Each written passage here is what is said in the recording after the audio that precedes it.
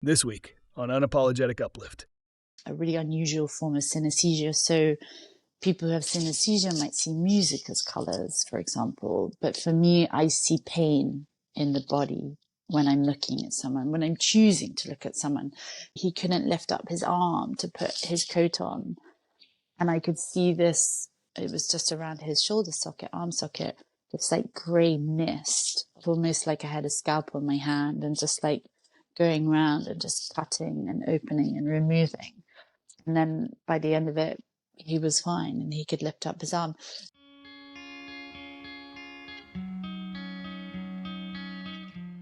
Hello and welcome to Unapologetic Uplift. I am your host, Ianthe Mauro, and my beautiful co-host, Kim Staples, is not with us today, but she will be back next week. Do not worry. And she is always with us. She's thinking about us right now. I promise that. And I have the most wonderful guest today. I am so excited to introduce you and for me to get to know her better, Pearly Montagu. I'm so grateful to have you today. Oh, thank you. It's such a privilege and a pleasure to be with you. So I appreciate it. Well, I was really struck by your story. We were introduced through a mutual friend and through a group, and immediately I got really excited when I went and looked at your social media and started to get a sense of who you are. And then we had our first call together and I was struck even more.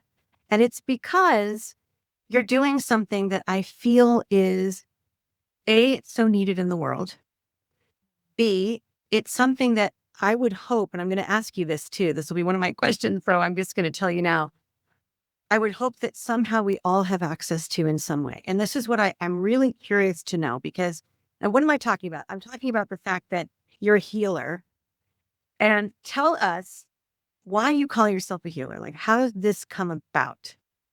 Yeah, I mean, it's a great question. It came from, it feels like this incredibly wild and pretty ethereal surrender experiment because my background is finance and more corporate world in my 20s. I'm now 38, so I left that world quite a long time ago. But I essentially was set onto a very different path through, I guess it's that classic story of, in my experience, just something that was very painful for me. And I had the experience of being in a pretty significant accident, and it was, my upper body had a big impact. It took me many years to bring back into balance. And then for me, it was fundamentally a near-death experience. And I still remember that moment so clearly. But I've always seen it from a place of gratitude, which I think has served me hugely. And it's been such a huge and beautiful learning curve. And it's a little bit like challenges, opportunities to evolve. But if you can meet those challenges and sort of roll with the waves of life, just with as much curiosity and just trying to always learn and just seeing how one can grow. And for me, I think service to others is what nourishes the soul. And it's what, for me, feeds me. And I think that's just to be able to really help people in a meaningful way. And just to be lucky enough from going through my own health journey where I really had to pick myself up off the floor mentally and physically and just one foot in front of the, just figure it out myself. I didn't have doctors helping me really, because once you have back pain and they're not helping you and you're seeing pain specialists and it's not going away, just realizing that movement was the medicine, which is, I mean, apart from, to me, gratitude, that's the ultimate medicine. You just got to move your body. And then ultimately training in modalities that were really inspiring to me and going the holistic route apart from at the beginning. And I totally honor and respect Western medicine when there's a time and a place for it. But if it's not that sort of immediate and urgent care, for me, the route that I found as a path to healing was through bioresonance and naturopath and acupuncture and working with plants and ritual and in ceremony, and also reflexology and cranial sacral therapy. and the like. And so all of these different modalities like just really inspired me of understanding how you can heal and just really getting a roadmap, which I am now lucky enough to be able to sort of guide and offer just really from experience. And then training fundamentally in modalities like reflexology, which is working to rebalance the imbalances of the body through the reflexes points in the feet, of which we have thousands and more than anywhere else in the body. And then what started to come through is what I realize now is perhaps a really unusual form of synesthesia. So people who have synesthesia might see music as colors, for example. But for me, I see pain in the body when I'm looking at someone, when I'm choosing to look at someone. Thankfully, I'm able to turn it on and off. But it's just really fascinating for me to be able to talk to someone who will be talking to me about their pain, their sorrow, and I'll be able to say, oh, it's just on your left throat, or it's just behind your heart on your left side, or it's just like in your lungs on the right side, or it's on your left, just underneath your rib. And so for me, it's just really fascinating, and just that this knowledge just comes out of my mouth and comes through me, and just realizing that I'm a vessel and that I'm just able to make myself available to people, and then it will just start to come through. And it's been a pretty humbling journey, and I continue and will always continue to try and learn and grow and just continue to educate myself in different areas that I can learn. I think the gift of sight that comes through me as a channel, ultimately, that's not something I think you can train in. And I slightly challenge when people will say, what's your training? And obviously there's many training that I have done, but it's like, I think it's also healthy to ask questions and challenge the limitations of science, just when they're not able to put it in a box, give it that tick. When I've had so many results. Yeah, no, I love that so much. And you just gave us so much in that. So I want to do a little recap and just say, and correct me if I get any of this wrong, but you were in finance. You were in a world that was not about healing and holistic world. You were in a world of finance. And I am assuming you did really well in that world, I'm guessing, right? Yeah. In your 20s. Okay. You had an accident, a physical accident. And was it a car accident? No, it was a boat. Boat, that's right. It was a boat accident. What is that? So I'm very visual. So I'm seeing this as you're telling the story. I'm just watching it like a movie as you're explaining it to me. So you were in a boat accident and you were physically so hurt that you say near death. So does that mean that, well, can you tell me more what that means when you say near death? Sure. I had, I guess, when you start to look into it, a white light experience. And actually what was really interesting for me was I was invited as a TED speaker to do a TEDx talk talking about my work and my experience. And I wanted to bring in as much science as I could. And so I actually did a lot of research on near-death experiences, which actually Bruce Greyson is one of the leading, he calls them cross-border phenomenals, and at Virginia University. And what he's found is actually over 10 million Americans have had these experiences. So it's a lot more common than people realize. The other thing, there are patterns that are really clear. And it's like people come back from almost from touching the veil and seeing what lies beyond. And they come back with this like new sense of awareness and depth of just being able to know things and see things that just weren't obvious and clear before. So it was actually really interesting for me just digging into the research that's been done. Well, and I'm one of them. I can raise my hand. I have had also a near-death experience. And so that's why I asked you. I wanted to know what it was like for you. And but back to you, because this is so, I always say on Unapologetic Uplift, one thing that I always do when Kim and I are talking is I'm the one that comes in and says, I want to define the terms. I want to make sure everyone knows what we're talking about. You've been very good at that. You explained when you said reflexology, for instance, you explained what that was. But one of the things that you mentioned was bioresonance. And I wanted to know if you could explain that for our audience. Yeah, I mean, there's a necklace I often wear, which is, it's a beautiful water in a piece of glass in a little thing which looks like the tree of life. But for me, that has all been, it's water that's been gathered from sacred places, the equinox. But for me, it's about water holding memory. And I'm actually building a water temple, which is a Japanese Watsu water temple. And the medicine of the water is that it's at 34 degrees. And so it's about 34 degrees is the temperature of the womb. And so it takes people back to the womb where a lot of wound can come from, of people who've had mothers who've been super stressed during pregnancy, and then they have a child who can have some problems, or perhaps they were taking like drugs or alcohol, and it affects the child. But for me, it's like there's like the medicine of the water. It's like water represents unconditional love, and it's about water holding us, whatever color, size, and gender you are. So it's like, and for me, that just touches me so deeply. But it's like, if you look at Masaru Emoto's work, who was a Japanese scientist who did studies where he was playing rock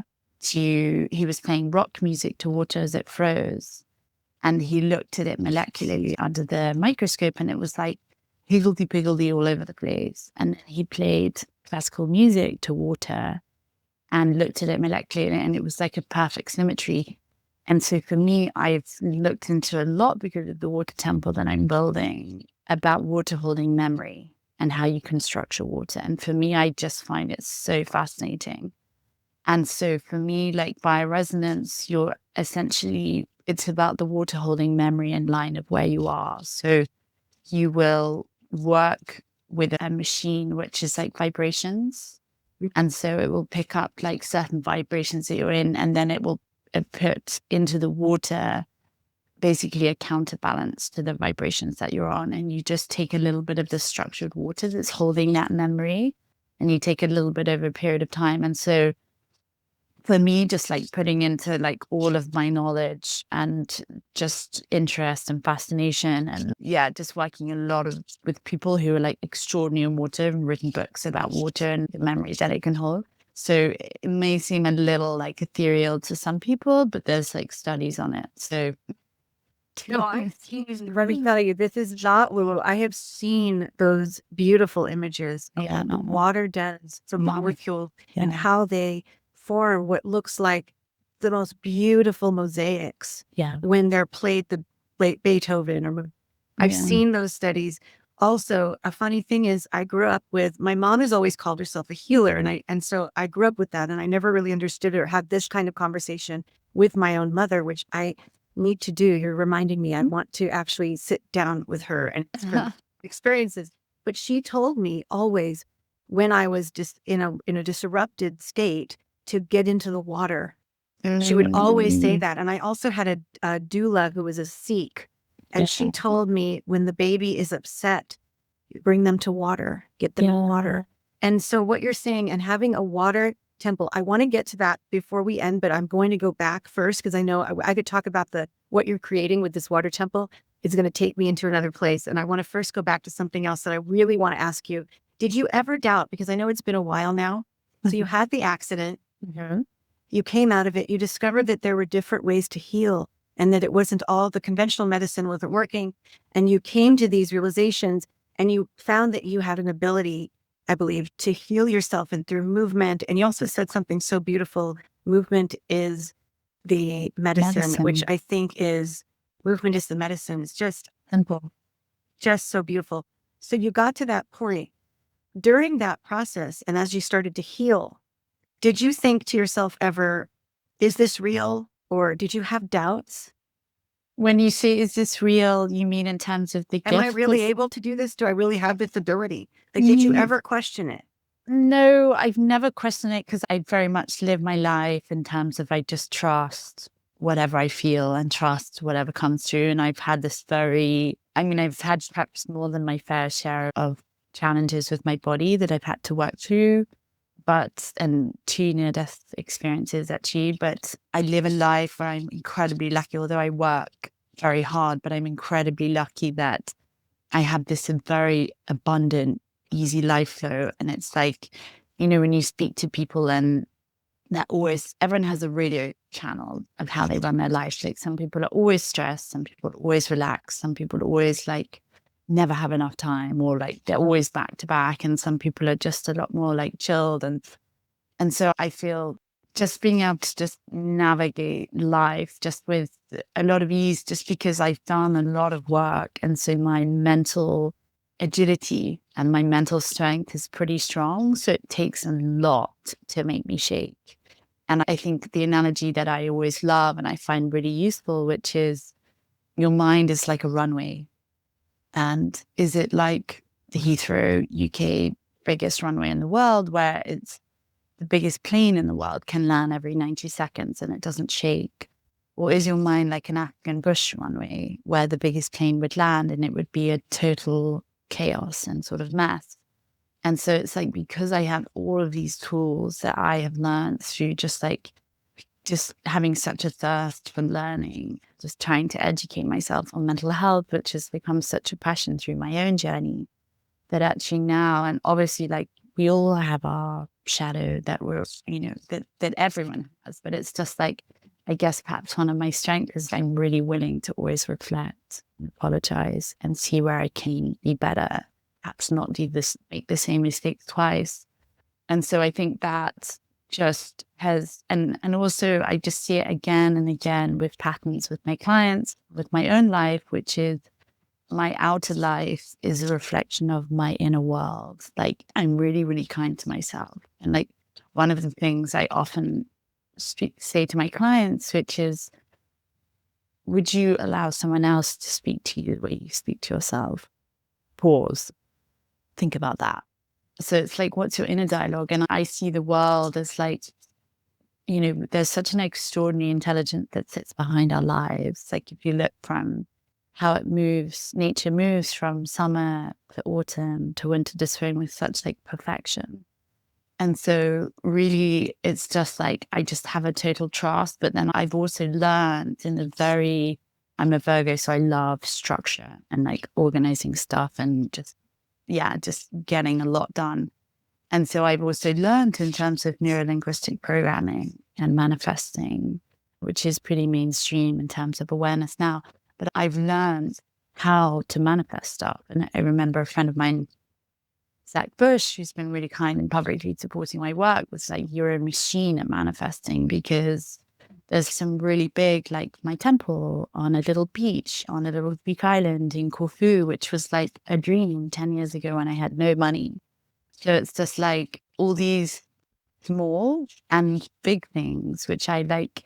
And I love that card, that angel card, which is faith moves mountains, but trust and divine timing. So it's just like, there's so many things, from the last 3 relationships I've been in, the 11 I'm with now, the last 3 homes I've had in Ibiza, that magical little Spanish island that I'm lucky enough to call home, and just like one thing after another. So I know how to like play with that intelligence that sits behind our lives. But then it's also like just weaving it with ultimately like a daily prayer that I've had for almost a decade, which is like, God, angels, please use me as a vessel.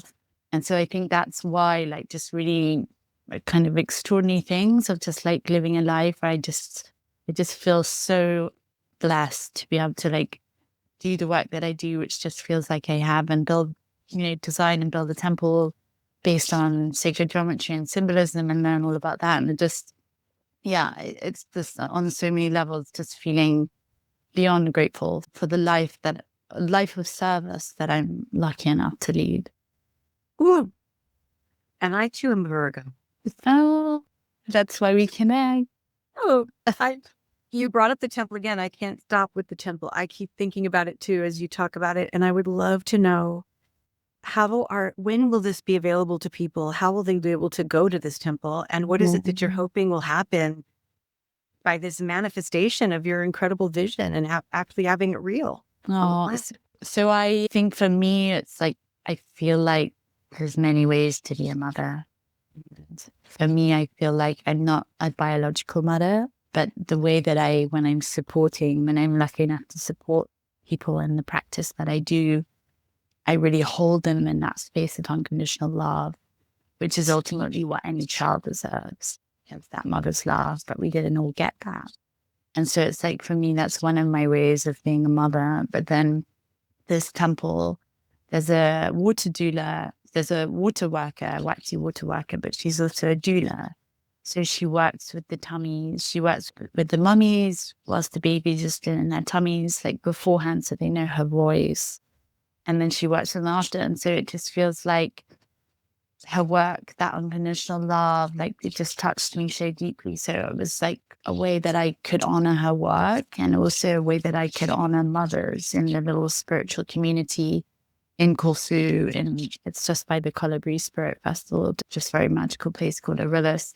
And so for me, it's like, I feel like this is what I'm birthing. And I think it looks like probably I've got all the licenses and the permits, but I think probably end of, what are we now in 26? Probably end of 2027 is what it would look like. And yeah, the intention was always to birth this project so that it could be a place for healing and transformation with medicines and working with plants, and to be able to sit in ceremony with someone. And I actually recently was just sitting in ceremony with someone who was going through the dying process. And that's something that I just found I feel a calling for, and just maybe perhaps more in a structural way as a death doula. But yeah, it's just something that just feels like beyond profound, and just such a privilege to sit with someone at that time. But it's like so precious. It really is. And I'm so grateful that you brought up the maternal mothering, and that mothering can look like many different things. And it doesn't mean that you're biologically a mother, but we can mother and bring that maternal energy. And it's so needed. And it's a kind of nourishment that I feel the world is craving. And so the fact that you have tapped into that, I want to acknowledge you. And we all need what I would call the good mother energy, like the good mother energy. We all deserve that. And very few of us get it. I know I spoke already of my mother. I happen to come from a mother that actually gave birth to me, who does carry maternal love and energy. And I feel it's always given me a special power. Yeah, that's and I want everyone to have. Yes. And I feel it's my greatest gift is that I was born from a mother with so much love, and a father too. But the work you're talking about and what you can do there sounds so incredible. So you're able to see, you mentioned this, and I told you I'm very visual. So I think that I understand when you say I can see where someone's pain, I can see the pain. You can see it literally in their body, and you can see where it is. Do you? And you also said, which I think is so amazing, that you can turn this on and off, because of course, that would have been a question. Because if you couldn't turn it off, you would be, I think, bombarded constantly, because who's walking around that doesn't have some level of pain or something in their body? So when you see this, first of all, do you need consent from a person in order to work with them? Do you sometimes turn it on just because you have a sense, you're with someone and you sense something you want to tell them? Or do you need them to be in relationship with the healing? That's a great question, because there are certain rules that you can't just meddle energetically in someone else's field without permission. However, there are times when I'll work with a child, the mother. So if there's someone that you're connected to, so I'm able to see the energetic bonds between people that we're connected to. So for example, if I'm working with a mother, I can see the bonds between her and her child, for example. And so there's been a time when I've worked with a child who's been raped and doesn't want to work with me, but the mother has made a call for support and just asked me to work with her. So that's something I feel aligned and comfortable doing. Or if a child is estranged, and the mother asks for support because the bond between the mother looks like it's continuous, like it's hanging by thread. And so, yeah, that's where I just maybe will be a little bit more on the edge, but still feel like ultimately I'm working for their highest good on both sides and just trying to support and to heal. But yeah, and I remember it was like the first time, and it was with my business partner, who is also just very gifted, and he's the only other person I can met who can just remotely tune into people that he also hasn't met. But I just saw like I remember it so clearly, he couldn't lift up his arm to put his coat on. And I could see this, it was just around his socket, his shoulder socket, arm socket. this like gray mist of like, yeah, and just being just like almost like I had a scalpel in my hand and just like going around and just cutting and opening and removing. And so, yeah, it's been pretty. And then by the end of it, he was fine and he could lift up his arm. And so, but for me, I find it really fascinating because I never know what's going to show up when I start to channel and just to start to work through the layers of the body and all this stuff that comes through and all these colors and structures that they start to see. And like, I was working with someone the other day and they didn't mention anything about their nose or smell, but I just saw this like block in their nose, which I cleared. And then afterwards, he said to me, my smells come back. I didn't tell you, but I lost my smell. And so, yeah, for me, it's like, I just always like, just really fascinating. This meeting is such a sort of childlike curiosity, which I think is healthy. It is healthy. It's so beautiful. And that's what's so wonderful. The way that you answered me when you said that I was trying to remember the thing that you said that really got me. Hold on. It was that The colors and the structures and the different layers. there was something else. I just lost my train of thought. I'm very mesmerized by everything you're saying. And I'm so with you that I'm like, I could go in so many different directions. But I was thinking about, what was it? It was something very specific. Oh, that this is it. That you do not doubt, that you do not doubt. You don't allow doubt to come in. And I believe that that is one of the most important things we can get from this right now, being together. If you're listening and you have doubted something that comes to you, please listen to Pearly and her story. And please witness what Pearly is able to do, not just for herself, but for others, and even for others that aren't even there with her in the room. Mm-hmm. And know that the power of not doubting, I don't know how to put it in a better way, but the power of not doubting, the power of believing in what's coming through is massive. And I would love for everyone to feel permission after hearing you speak to go with what it is that you're truly sensing and what's coming to you without that doubt that's put on us, because it may not look like a conventional thing. So that was one thing I just wanted to drive home, because I felt that was so important. And it speaks to also you not having to say and convince people, like you didn't tell this woman, oh, and by the way, I see a blockage in your nose. You just cleared it. She was then able to come to you and you have this beautiful confirmation that the work works. And that's, I mean, because when I work for someone, they'll initially tell me, because we go through the layers I'll ask them what's important to you and what feels alive in you mentally, physically, spiritually, financially, sexually. And then we kind of work through the layers, and then I'll start to open the space and make myself available to them. And then whatever comes through. And then I sort of work through to just release the layers that I see their body is holding. And then at the end, I will tell them what I've worked through and how I was guided and what came to me. And so I said to her, there was some stuff I saw in your nose and I cleared it. But then it was like only after the session, she messaged me to say, oh, by the way, my smell has come back. Like, wow. And so it's been like, and also helping someone who had a broken phone that really damaged their hearing. And then I was able to help them with their hearing, and just so they could sort of re-engage with life again and just be not so hypersensitive to noise. So yeah, it's just such a surrender experiment. Like a phenomenal book by Michael A. Singer.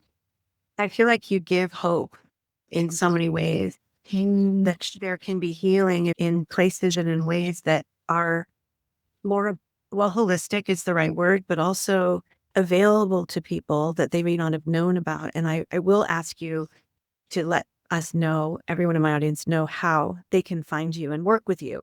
Yeah. But I wanted to get back to one thing when you were describing the shoulder. And you said it's like you're taking a little scalpel. And I think that you call that microsurgery. It's like microenergetic surgery. It's just like working to release the layers that I see of the trauma that the body is holding. Wow. And so you actually see yourself performing a kind of surgery? Yeah. I mean, I turn off my camera when I start, because I dictate into my other phone, because there's a lot of detail that comes through and I don't want to forget anything. And so if you were to watch me do it, it's like I'm pulling things out of the body. Yeah. So it's like I just look like I'm with my hand, I'm just pulling things, like cutting, opening, removing, putting it the body.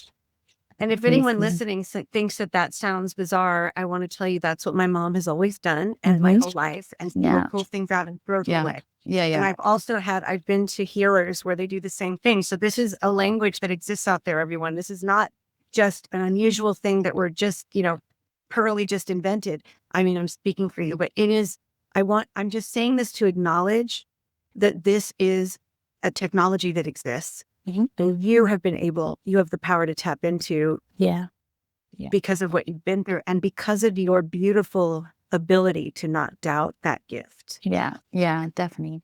But if people sort of feel a heart resonance of what we've spoken about and what I've touched on, the easiest way to find is like on the show notes, there's a free 15-minute call that I'm happy to chat to anyone and just see how I might be able to answer any questions and support them. And then I also am doing a special limited offer. And so for my sessions, which is just working through emotional, physical pain, back pain, anxiety, and the like, and just supporting the layers to be released. And so the sessions are 2 hours and it's normally $400, but I'm delighted to offer a limited offer of $100 less. So it's $300. And yeah, if you go to Pearly Montagu on Instagram, if you go to my website, Mandalay, which is MANDERLEY.org, and it's also the name of my temple in Corfu. And so, yeah, there's many different ways that I'm happy to connect. And I'll make sure, thank you so much for that blessing of a discount for people listening, because I want everyone to have this. And also, I am going to have a healing session with you, and then I'm going to tell about it. I'm going to do my own set. After we do that, because I've been dealing with a lot of things physically. And a funny thing, and I wonder this about you. So my mom has trouble working on me now. I mean, she can work on me, but she'll say to me, there is a block sometimes because I'm her daughter. Yeah, that can happen. It's a little bit like sometimes when I'll sit in ceremony with someone and they have people around them who also might do that sort of work. But it's like, if you're too close, like my beloved is the person I've worked on the least. It's just a thing. It's just a little too close. There's too much, like you're not a blank canvas. It's just too much that and it's not as clean. I know. And I think that my father passed of a very rare cancer in 2022. And when he was diagnosed, the first thing I thought was, and he thought this too. He said, I'm going to be healed. I'm not taking this diagnosis as the way that Western medicine is telling me. And I'm just not. And so what was interesting though, is that my mom, being so close to him, her desire for my dad to live got in the way of her ability to be an open channel for the healing.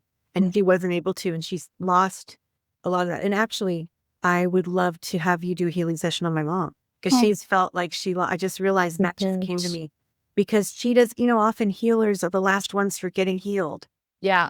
I don't do healing sessions on myself. But it's probably the thing that came to me last. And it's so rare when I do it on myself. It's like, it's just a thing. It's a funny thing, but it's a thing.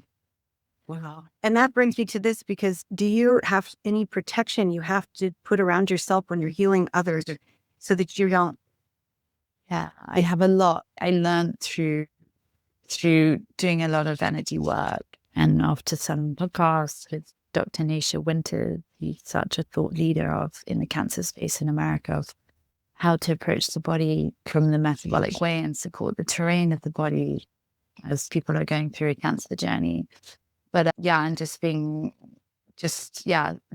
so much energy work that I felt awful, and just thinking my clients were happy, but it was like, okay, I'm doing something wrong. I cannot feel like this. It's just awful. And just realizing actually I used to just protect myself from when I start to channel, but realizing actually I need to do it from the very beginning, because the moment I connect, some stuff will start to come through. So it was just really learning like a lot more protection prayers and practices and things like that. And so I actually do also protection practices like every day for certain clients who feel like a little more spun out and just need an extra call for support, or it might sound a little ethereal, but just also seeing entities in people's fields, which like is actually pretty common. So yeah, there's like certain protections that not just for myself, but for clients that I'll do like every day, and I work with more on a monthly container basis. And so yeah, so that's kind of been interesting, but it's just been such a learning curve of 10 years essentially condensed down to being able to like, there's more able to catch this field.